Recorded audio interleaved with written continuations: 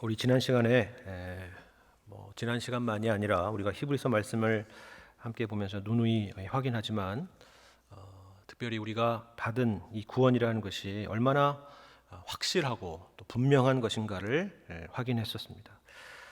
그것이 히브리서에서 계속적으로 지속적으로 강조하고 있는 내용이라 말씀을 드렸죠. 하지만 역설적으로 보자면 히브리서는 이처럼 우리 구원이 분명하고 확실하다는 것 그 자체를 강조하기 위해서만 이런 말씀을 하는 것이 아니라는 것 또한 우리가 확인했었습니다.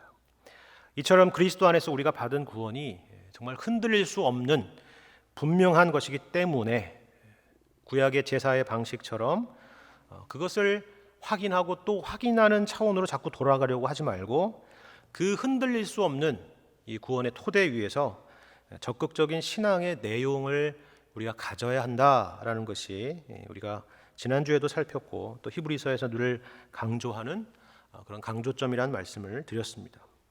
혹시 여러분 히브리서 6장 말씀을 기억하실지 모르겠습니다. 거기서 이런 말씀이 있었습니다.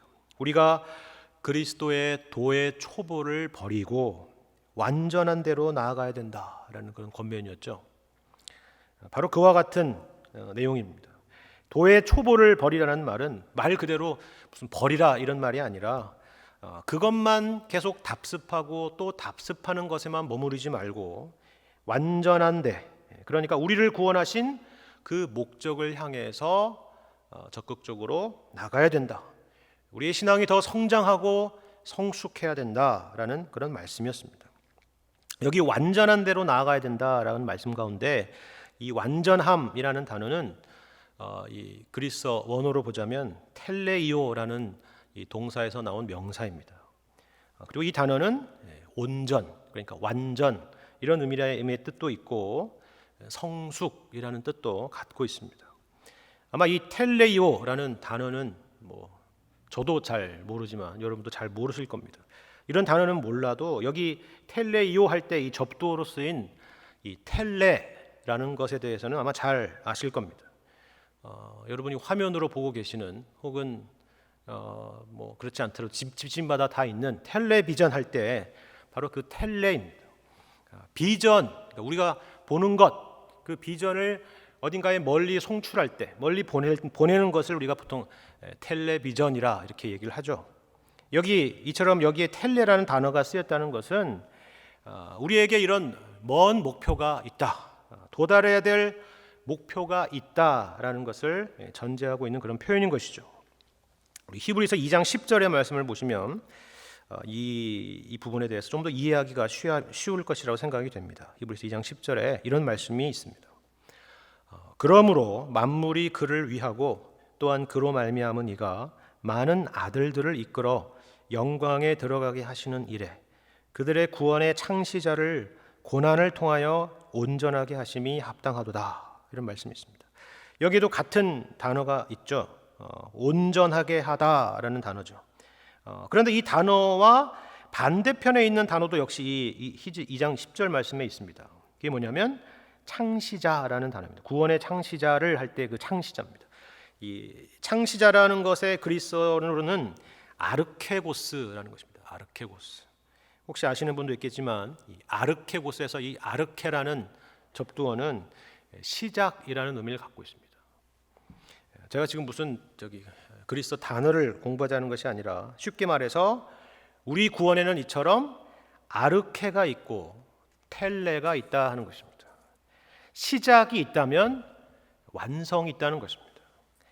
아르케, 그러니까 시작이 끝이 아니고 시작에서만 머무러서는 안 되고 텔레, 그러니까 성숙과 성장의 과정으로 가야 한다 하는 것입니다.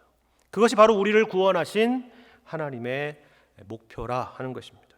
이것이 바로 방금 읽어드린 2장 10절 말씀, 많은 아들들을 이끌어 영광에 들어가게 하시는 일에 그들의 구원의 창시자를 고난을 통하여 온전하게 하심이 합당하도다라는 그런 말씀의 의미인 것입니다. 우리를 영광에 들어가게 하시는 일, 하나님의 자녀라는 최종적이고 완벽한 그 영광의 자리에 세우시는 일, 하나님은 이처럼 이런 큰 그림과 목표를 가지고 예수 안에서 우리를 구원하셨다 하는 그런 말씀인 것입니다. 그런데 이 단어가 오늘 본문 10장, 읽진 않았지만 본문 10장 1절에 보시면 다시 등장하는 것을 볼 수가 있어요.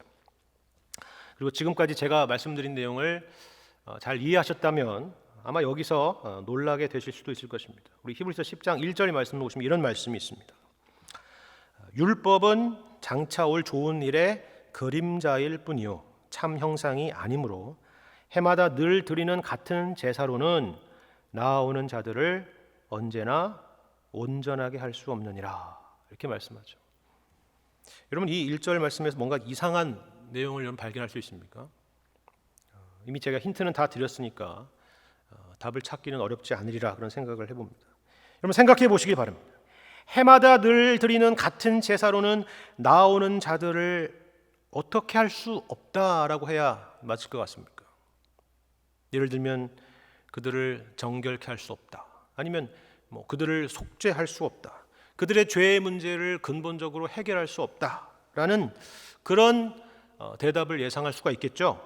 그런데 뜬금없이 우리가 앞서 살펴본 바로 그 단어 텔레이오, 온전하게 할 수 없다라는 표현이 나오는 것입니다. 여러분, 이게 무슨 말일까요?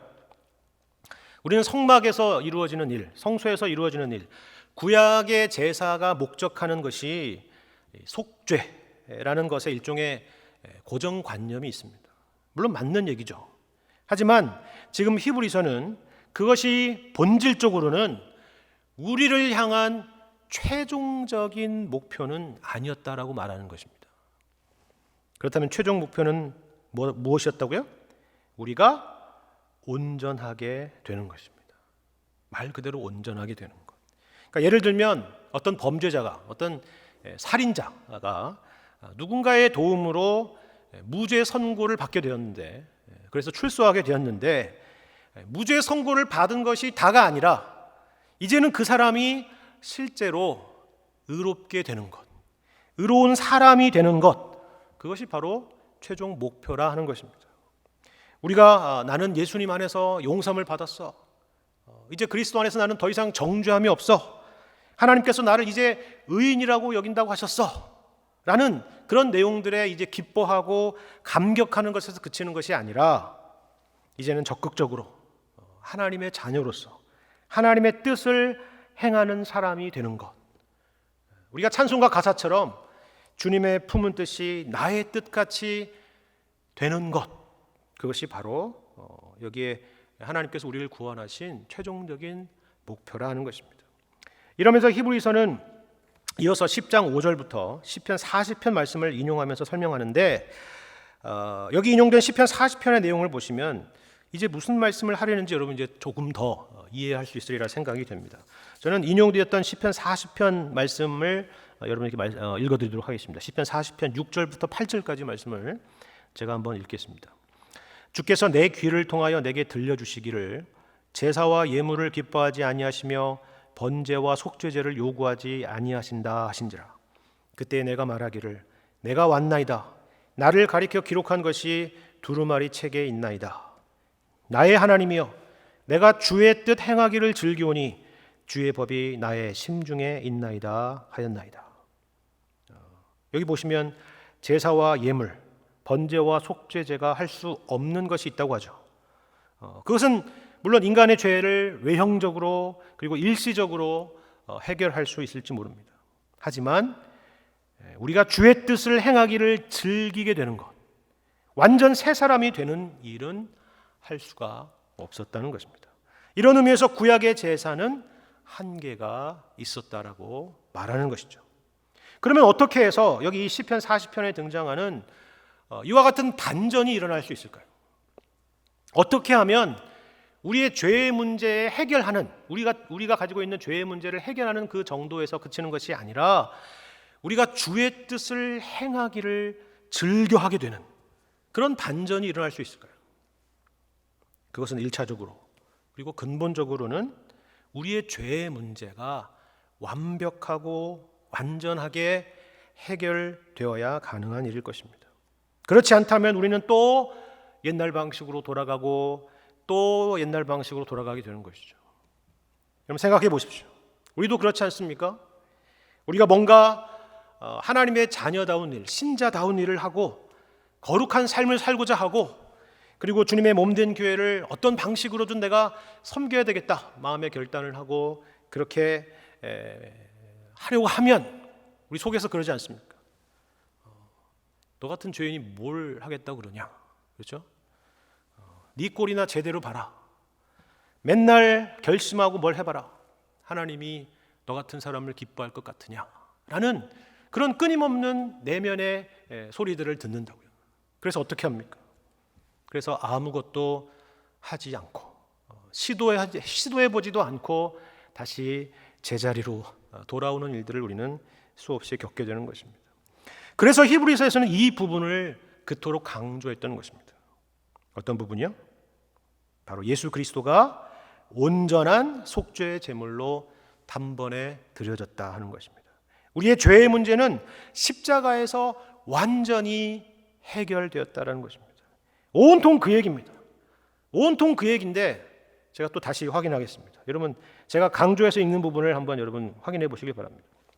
히브리서 10장 역시 본문 10장의 10절 이하의 말씀인데 이렇게 한번 여러분 다시 한번 정리해 보면서 확인하셨으면 좋겠습니다. 히브리서 10장 10절 이하의 말씀. 이 뜻을 따라 예수 그리스도의 몸을 단번에 들이심으로 말미암아 우리가 거룩함을 얻었노라. 제사장마다 매일 서서 섬기며 자주 같은 제사를 드리되 이 제사는 언제나 죄를 없게 하지 못하거니와 오직 그리스도는 죄를 위하여 한 영원한 제사를 드리시고 하나님 우편에 앉으사 그 후에 자기 원수들을 자기 발등상이 되게 하실 때까지 기다리시나니 그가 거룩하게 된 자들을 한 번의 제사로 영원히 온전하게 하셨느니라. 이제 좀 강조가 이해가 되십니까? 여러분, 이거보다 더 확실한 설명이 어디 있습니까?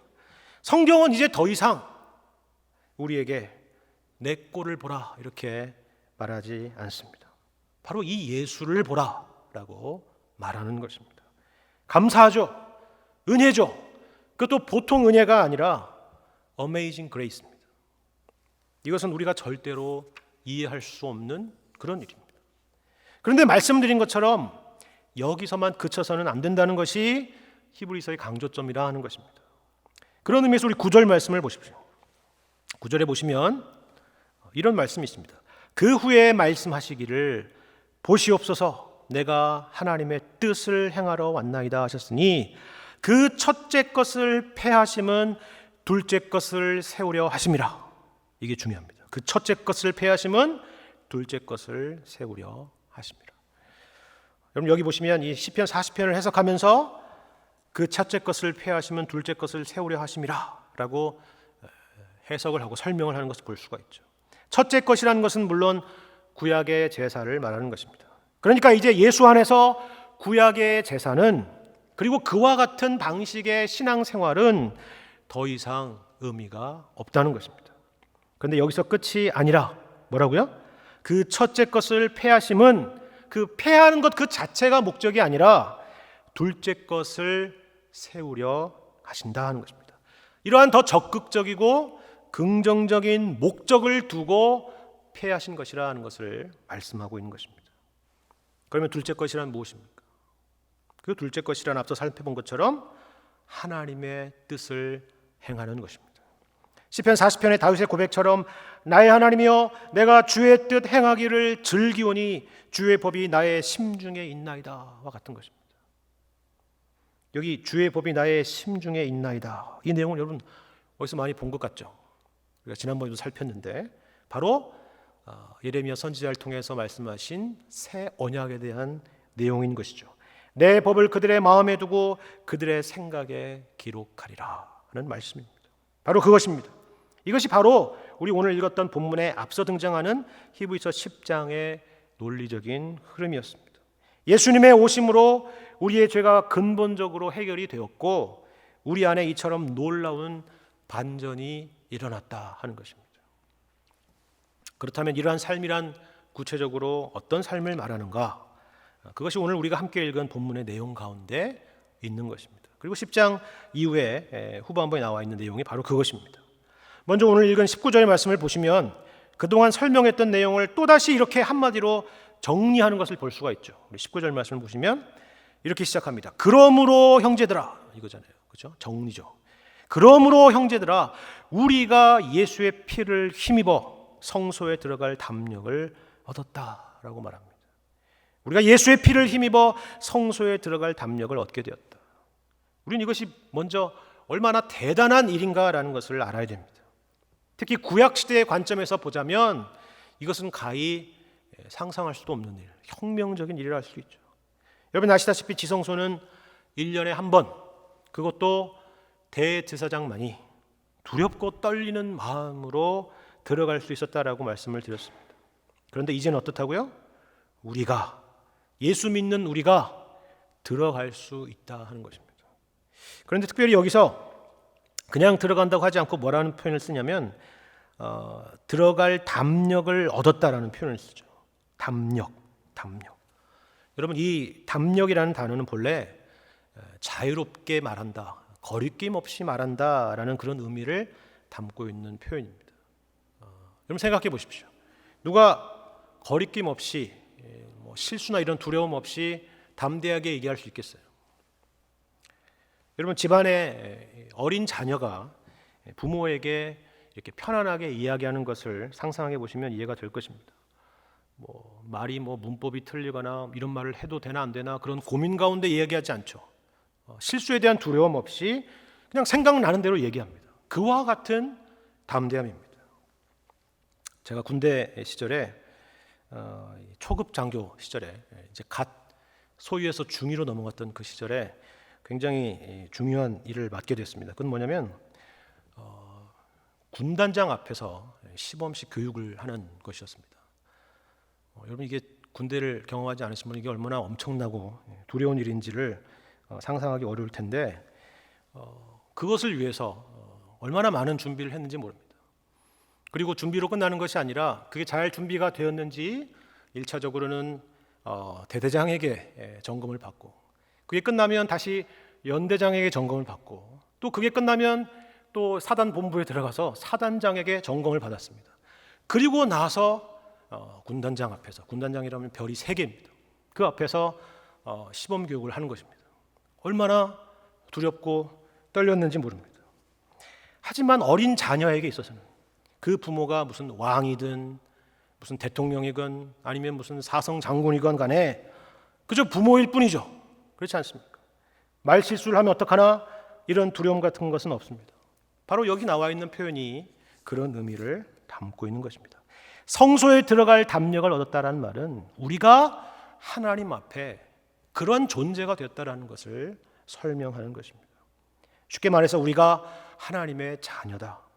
우리가 신앙생활을 하면서 때로는 실수를 할 수도 있고 때로는 넘어질 때도 있고 심지어는 탕자의 비유에 나오는 탕아처럼 잠시 가출을 할 때도 있다 하는 것입니다. 그래도 괜찮다라는 것입니다. 잘했다, 앞으로도 쭉 그렇게 해라, 그런 말이 아니라 그래도 괜찮다라는 말입니다. 왜요? 우리는 하나님께서 예수의 피로 값주고 산 하나님의 자녀이기 때문입니다. 우리가 예수의 피를 통해서 받은 구원이 그만큼 확실하고 분명하다라는 의미입니다. 그러면 우리에게 남은 것은 뭐라고요? 그러니까 이 땅에 살면서 하나님의 자녀다운 삶을 살아라, 하나님의 자녀다워져라 하는 것입니다. 본문의 표현대로 하자면 성소에 들어갈 담력을 이제 얻었으니 이제 담대히 성소에 들어가기를 힘쓰라 하는 것입니다. 그럼 여러분 성소가 어디에 있습니까? 예루살렘에 있습니까? 아니면 예배당 건물을 말하는 것입니까? 그렇지 않습니다. 그런 장소적인 의미나 그런 물리적인 의미로 말하는 것이 아니죠. 22절의 하반절을 보시면 하나님께 나아가자라고 되어 있습니다. 성소로 들어간다는 것은 바로 하나님께 나아간다라는 의미입니다. 그래도 감이 잘 안 오죠. 하나님께 나아간다라는 것은 우리가 예배를 잘 드리자는 얘기인가, 아니면 기도를 하자는 얘기인가, 이런 생각이 들 것입니다. 물론 그런 내용도 포함되어 있습니다. 하지만 단지 그런 예배나 무슨 개인 경건의 내용들을 설명하는 것을 넘어서는 그런 의미를 담고 있다는 것이 여러분 본문의 21절 보면 나와 있습니다. 하나님께 나아간다는 게 무슨 말이냐? 21절에 보시면 하나님의 집 다스리는 큰 제사장이 계신다라는 말씀이었죠. 그러니까 성소에 들어가자라는 것은 무슨 말이냐면 주님의 통치 아래 들어가자라는 그런 의미입니다. 우리가 주기도문에서 나라가 임하옵시며 라고 기도하는 것, 뜻이 하늘에서 이룬 것 같이 땅에서도 이루어지이다 라고 기도하는 것 모두 동일한 그런 의미입니다. 우리가 이제 더 이상 세상의 통치 아래 있지 않고 하나님의 통치, 하나님의 뜻 가운데 살아가기를 소원하고 또 그렇게 살아가기를 힘쓰는 것, 그것이 바로 성소에 들어가는 것이요 하나님께 나아가는 것입니다. 그리고 이것이 우리의 신앙의 내용이 되어야 된다는 것입니다. 그래도 감이 잘 안 오죠, 그렇죠? 그래서 그 길로 나가는 방식에 대해서 오늘 본문에서는 이렇게 설명하고 있는 것을 여러분 잘 보셔야 됩니다. 20절 말씀 보세요. 20절 보시면 이런 말씀이 있습니다. 그 길은, 그죠? 그 길. 우리가 그 길은 웨이지만 길이라는 의미도 있지만 방식이라는 의미도 있지 않습니까? 그렇죠? 그 길은 우리를 위하여 휘장 가운데로 열어놓으신 새로운 살 길이요. 휘장은 곧 그의 육체니라 라고 말씀합니다. 성소로, 그러니까 하나님께로 나아가는 길이 있는데 그 길이 휘장 가운데로 열어놓으신 길이라 하는 것입니다. 그리고 그 휘장은 그의 육체, 곧 예수의 몸이라 라고 말합니다. 여러분, 이게 무슨 말일까요? 물론 이것은 여러분이 잘 아시는 대로 예수님께서 십자가에 달려 죽으실 때 성전의 휘장이 찢어진 사건을 연상하게 하는 그런 말씀입니다. 하지만 단지 그와 같은 어떤 하나의 이벤트적인 사건을 말하려는 것이 아니라 여기는 더 깊은 의미가 담겨 있다는 걸 볼 수가 있습니다. 우리를 위하여 휘장 가운데로 열어놓으신 새로운 살 길이라 라고 말씀하기 때문입니다. 이것이 우리가 하나님의 자녀로서 이 땅 가운데서 살아가야 될 삶의 방식이요 내용이라 이렇게 말씀하기 때문입니다. 다음 주에는 성탄절이 있죠. 성탄절이란 하나님의 아들이신 예수께서 역사 안으로 우리의 현실로 우리와 같은 몸으로 오신 것을 기억하고 또 기념하며 감사하는 날입니다. 하지만 잘 생각해 보면 이것은 참으로 이해도 안 되고 충격적인 일이 아닐 수가 없습니다. 누군가 그러더군요.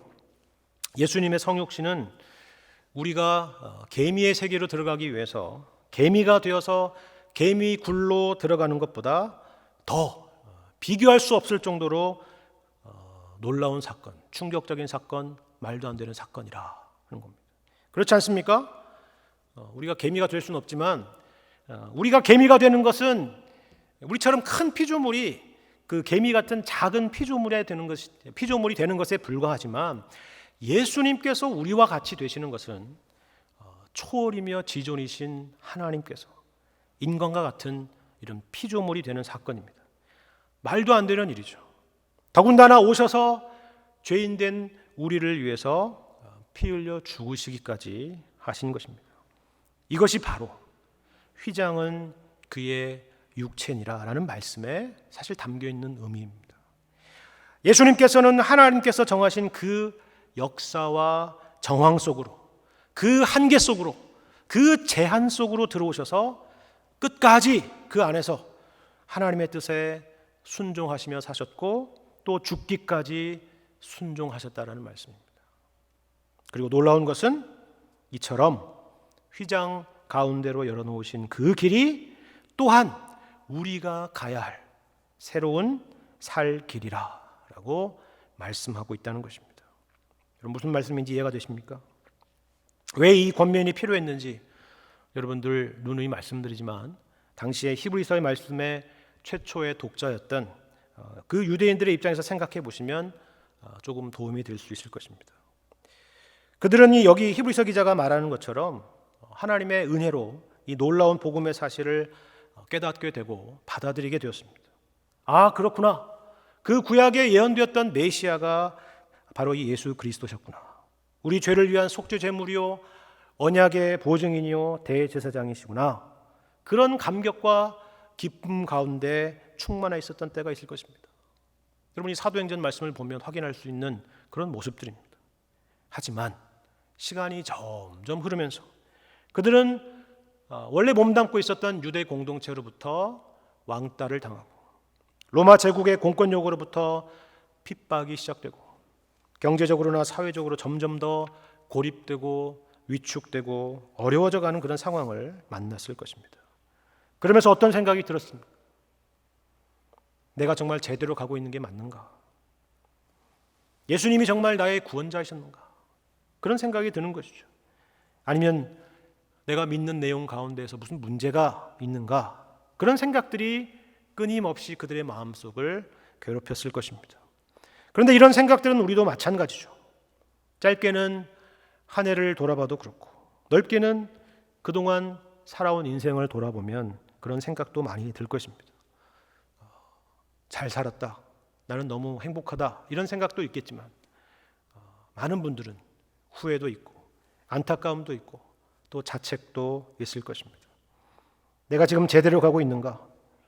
이런 형편없는 모습이 과연 내가 예수 믿는 사람으로서의 제대로 된 모습인가? 그런 생각들이 수없이 들 것입니다.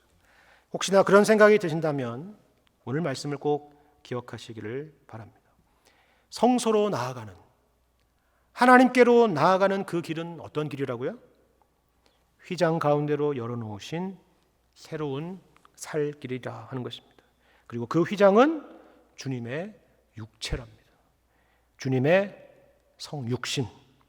빌립보서의 표현대로 하자면 그는 근본 하나님의 본체이시지만 오히려 자기를 비워 종의 모습으로 오셔서 자기를 낮추시고 죽기까지 복종하신 모습. 이것이 바로 죽는 길이 아니라 사망의 길이 아니라 예수 안에서 새로운 살 길이라는 것을 우리에게 설득하려는 것입니다. 그러면 왜 새로운 길이라고 했을까요? 그와 같은 길은 인류 역사상 예수님 외에 그 누구도 이러한 길을 목적하여 일관되게 살지 않았기 때문입니다. 여러분, 이 세상이 가는 길을 생각해 보시기 바랍니다. 약육강식의 세계, 적자 생존의 세계죠. 나의 목적을 이루기 위해서 누군가를 밟거나 속이거나 죽이고서 올라가는 그런 길입니다. 그것이 노골적인 것이든 고상한 척을 하는 것이든 어떤 대단한 명분을 내세워 하는 것이든 결국 자기 증명과 자기 자랑의 길입니다. 여러분, 창세기에 등장하는 가인의 후손들이 만들어내는 그런 역사를 여러분 한번 살펴보시길 바랍니다. 여러분, 뉴스를 보시기를 바랍니다. 여러분이 늘 현실에서 만나는 많은 사람들 그리고 모든 일들을 생각해 보시기를 바랍니다. 그것이 바로 옛 길이죠. 죄인의 길이요, 육신의 소욕대로 사는 길입니다. 내가 주인인 길입니다. 그러나 예수님은 이 모든 현실 속에 들어오셔서 오히려 자기 부인의 길 그리고 십자가의 길을 가셨습니다. 그분이 능력이 없으셔서 그러셨습니까? 그렇지 않습니다. 모든 능력을 가지신 예수님께서 하나님이 허락하신 그 한계 아래서 하나님의 뜻에 순종하셨고 도리어 죽기까지 복종하는 길을 가셨다는 것입니다. 도리어 그 가운데 우리를 섬기시고 또 우리를 살리시기 위한 길을 가신 것입니다. 이것이 바로 새로운 길이라는 말의 의미입니다. 그러면 또 왜 살 길입니까? 여러분, 이 말씀을 기억하실 것입니다. 내가 곧 길이요 진리요 생명이니 나로 말미암지 않고는 아버지께로 올 자가 없느니라. 주님이 가신 이 길만이 진정한 생명의 길이기 때문입니다. 하나님께서 여러분 각자에게 허락하신 현실, 못마땅하고 불만 가득한 현실, 도대체 여기서 무슨 선한 것이 나올 수 있을까 생각되는 그런 현실. 그러나 그 현실에서 우리가 예수님과 같이 주님의 뜻을 따르고 순종하기로 결단할 때 바로 그 길이 예수 안에 있는 새로운 살 길이요 하나님께 나아가는 길이 되는 것입니다. 여러분, 이 사실을 꼭 기억하시기를 바랍니다. 그런데 오늘 본문에 우리가 이 길을 걷고자 할 때 우리에게 요구되는 일이 있다라고 이렇게 말하고 있습니다. 우리가 잘 아는 믿음, 소망, 사랑입니다. 여러분, 22절 하반절을 보시면 이렇게 말씀하죠. 참 마음과 온전한 믿음으로 하나님께 나아가자라고 말합니다. 믿음이죠.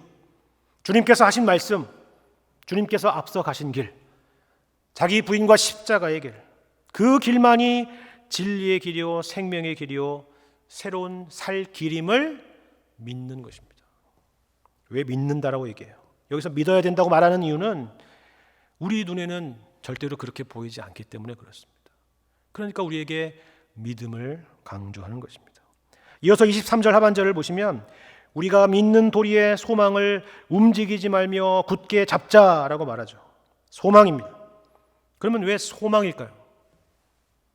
믿음이라는 것이 현재가 아니라 장차의 소망이라는 것으로 이어지는 이유는 우리가 그 내용의 그 믿음의 길을 걷는다고 해도 현실에서는 이 땅에서는 결코 보상받지 않는다라는 것을 말하는 것입니다.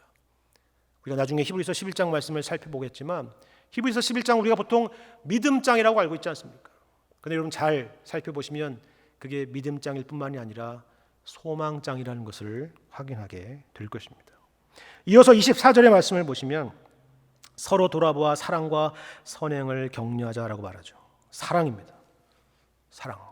사랑이란 형제자매를 그리스도 안에서 있는 모습 그대로 이해하고 용납하고 기다려주는 것입니다. 못마땅한 사람이 있어도, 보기 싫은 사람이 있어도 악을 악으로 갚거나 자존심 싸움하지 않고 그 사람도 나처럼 하나님이 일하고 계신다, 성장하고 성숙해가는 그 과정 가운데 있다라는 것을 알고 그 믿음으로 대하는 것입니다. 이처럼 우리가 새로운 살 길을 향하여 나아갈 때 믿음과 소망과 사랑이 요구된다 하는 것입니다. 연말입니다. 한 해를 돌이켜보면, 그리고 넓게는 그동안의 인생을 돌이켜보면 말씀드린 것처럼 우리에게는 자랑할 만한 일보다 부끄럽고 후회되는 일들이 더 많으리라 생각이 됩니다. 왜 하나님은 나의 인생을 혹은 나의 가정을 혹은 나의 교회를 이렇게 인도하셨나라는 그런 의문도 들 것입니다. 그러나 오늘 말씀을 통해서 우리에게 주시는 말씀은 바로 이것입니다. 괜찮다. 괜찮다. 내가 너를 구원했고 여전히 내가 너를 인도하고 있다. 예수를 보라.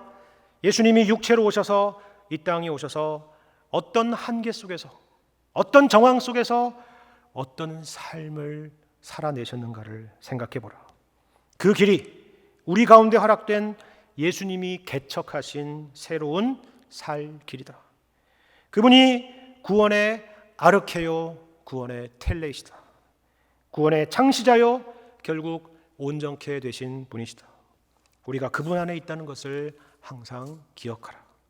그러므로 내가 겪는 현실의 길은 후퇴하는 길도 아니요, 망하는 길도 아니다. 하나님께 나아가고 있는 복된 길이요, 생명의 길이요, 온전케 되는 길이라 말하는 것입니다. 그러니 뒤로 물러서지 말고 앞으로 나아가라, 그렇게 말씀하시는 것입니다. 우리를 향하여 권면하시는 오늘 이 말씀을 여러분 기억하여 주시고, 주님의 관점으로 오늘 여러분이 경험하는 우리의 현실을 바라봄으로 후회와 탄식이 찬송과 기도로 변화되는 인생, 믿음과 소망과 사랑으로 승리하는 인생, 우리 주님을 향하여 한 걸음 한 걸음 더욱더 전진해가는 그런 복된 인생 되시기를 주님의 이름으로 간절히 축원합니다.